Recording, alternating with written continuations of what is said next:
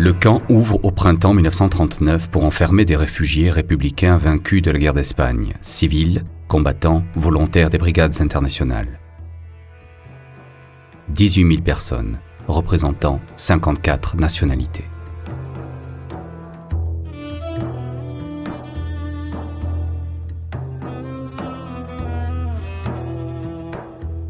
La promiscuité, l'hygiène rudimentaire, l'absence d'eau courante, la mauvaise qualité alimentaire amènent rapidement des problèmes sanitaires.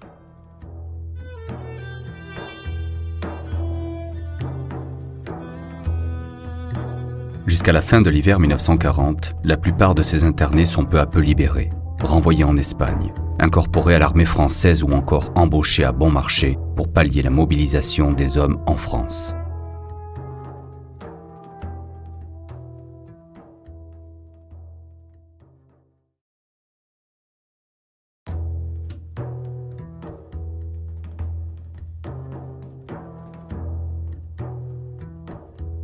À partir de 1940, des prisonniers politiques sont internés, pacifistes, communistes, syndicalistes.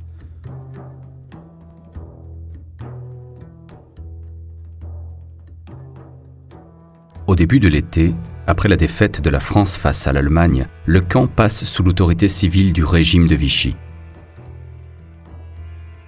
Au mois de mai 1940, la population du camp passe de 1 500 à 12 000 personnes. On trouve notamment des femmes et fillettes emprisonnées à Gurs. Allemandes, autrichiennes arrêtées en France, juives pour la plupart ou originaires d'Alsace et de Lorraine, annexées par l'Allemagne.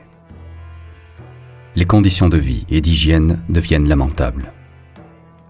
La faim et ses souffrances deviennent omniprésentes.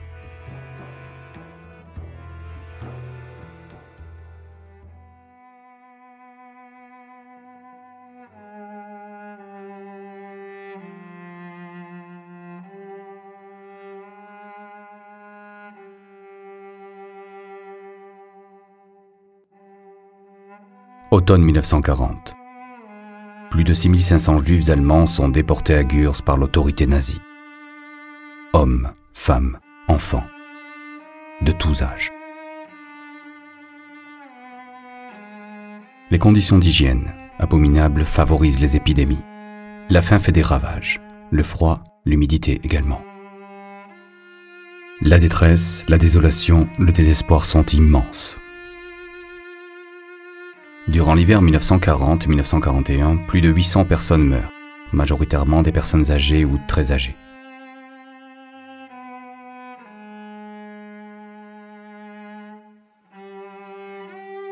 Une partie des personnes internées est peu à peu transférée vers d'autres camps en France.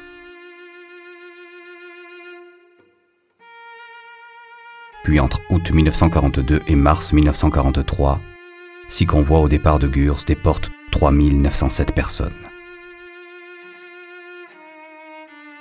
La destination finale est Auschwitz-Birkenau.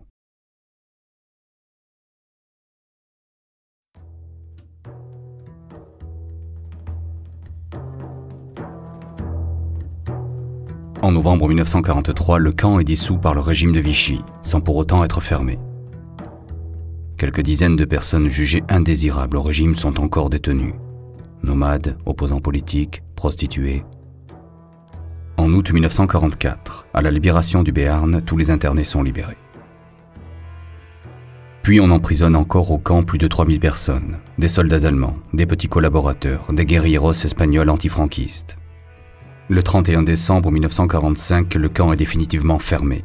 60 000 personnes y ont été enfermées entre 1939 et 1944, 3000 par la suite. 1073 y sont mortes.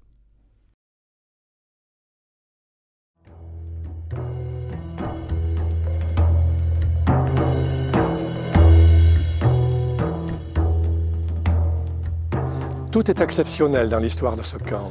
Ce camp apparaît un peu comme un camp de la démesure. D'abord par sa superficie, 80 hectares, c'est immense, 150 terrains de foot. Ensuite par sa durée, 6 ans et demi. Aucun camp en France n'a une durée aussi longue. Ensuite, par le nombre de personnes qui ont été enfermées, plus de 60 000 personnes. Par le nombre des nations qui sont représentées ici, 52 nations au total venant de toutes les régions du monde. Ici, la quantité, l'intensité des souffrances au centimètre carré est considérable. Mais également par les quelques 4 000 personnes qui ont été déportées, envoyées vers Drancy, envoyées vers Auschwitz-Birkenau pour être exterminées, qui sont parties de ce lieu, de cet endroit-là. Donc on peut comprendre, avec ce côté démesuré, exceptionnel, qu'après la guerre, en 1945, on ait souhaité oublier ce camp. Qu'on ait souhaité en quelque sorte donc couler une dalle de béton sur l'histoire de ce camp. Et la forêt qui se trouve ici symbolise cette volonté d'oubli. Il a fallu attendre 1962-63 pour que le cimetière soit renouvelé, soit reconstitué, c'est ce qu'il est devenu aujourd'hui. Et surtout, il a fallu attendre les années 80 pour que, avec l'amicale du camp de Gurs, la mémoire de ce camp ressurgisse petit à petit.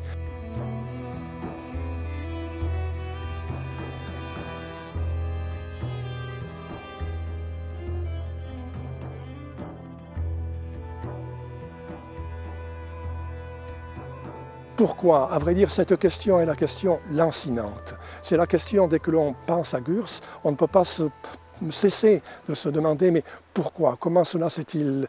Quelles raisons objectives? On peut trouver des raisons simples, des raisons, conjoncturelles, mais on ne trouve pas de véritables raisons de fond. Et je crois que ça, c'est une source perpétuelle de réflexion. Cette réflexion, c'est une réflexion qui demande de la lucidité, peut-être une part de courage, car nous savons bien que notre histoire n'est pas composée que de belles pages, il y a aussi une partie sombre. Et il est important que l'on réfléchisse, il est important que l'on ne l'oublie pas, il est important que, de ce point de vue, on ait toujours cette considération pour ce qui s'est passé, car on ne construit rien sur le non-dit, sur l'oubli, sur l'indifférence. Voilà ce qui se passe lorsque l'on oublie les fondements de la dignité humaine. Voilà ce qui se passe. On risque de glisser progressivement vers l'absence de démocratie, vers l'absence de liberté, vers l'absence des droits de l'homme. C'est ça le vrai problème de Gurs. C'est ça la première réflexion à faire. Une réflexion sur nous et sur les droits de l'homme en général.